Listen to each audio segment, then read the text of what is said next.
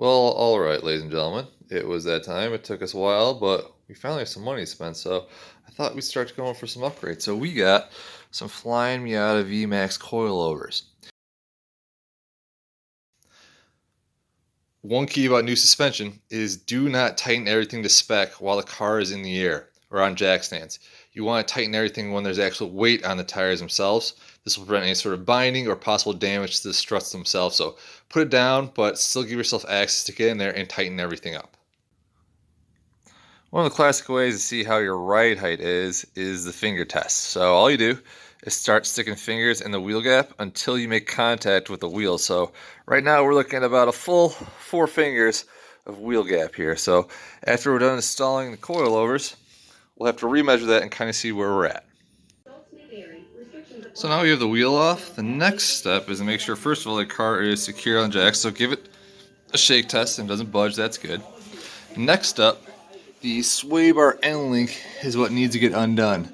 So if you take a look, we have a bolt with a nut on the other side, so we just have to break those loose, and this part is close to being released.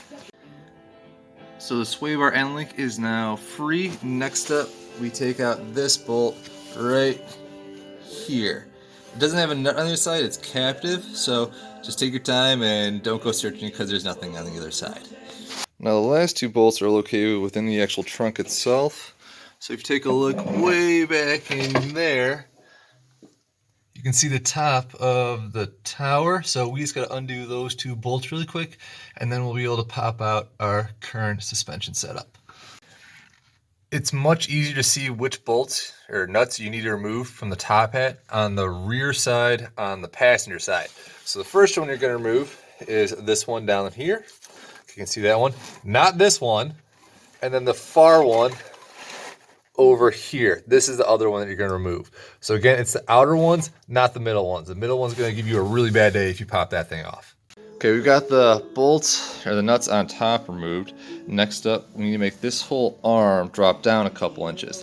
That'll give us the space we need to lift this up and out.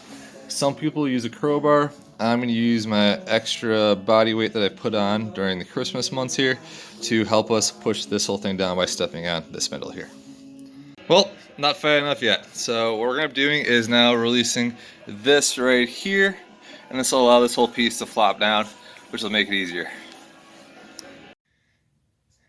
And like that, it's out. So here is the old one, which is pretty good. It's KYB, and here is our new one. It's a little bit shorter, maybe about 1 inch right now, but we'll adjust it once it goes back in. So the process is just the opposite. Get your top hat lined up, throw it in there, and then bolt everything back together. Alright, so everything is back in now. No torquing yet. So now all you do is repeat on the other side. So I'll put the tire back on, jack it up, make sure it's safe, and then do it all over again. And now we're on to the fronts. So the fronts are still pretty much the same. Jack it up, get the wheel off, remove most of the bolts we saw, except there's one thing that's a pain. It's called the long bolt. So I'll show you that one in a minute. So the front wheel's off, and the good news is everything looks pretty much the same as the back. So if you take a look, we have a sway bar end link to remove right here. There's an actual bolt that goes through the strut right there. The big issue is back here. It's known as the long bolt. It's that one right there, and there's just not a lot of room to work with. You see the brake line there, you got a lot of body work, so it's going to take a while to get that one out, but I think it's easier than just trying to, again, step on the spindle and hope you don't break anything. So I've hit a little bit of a roadblock. This bolt backs out and it connects with the steering rod here.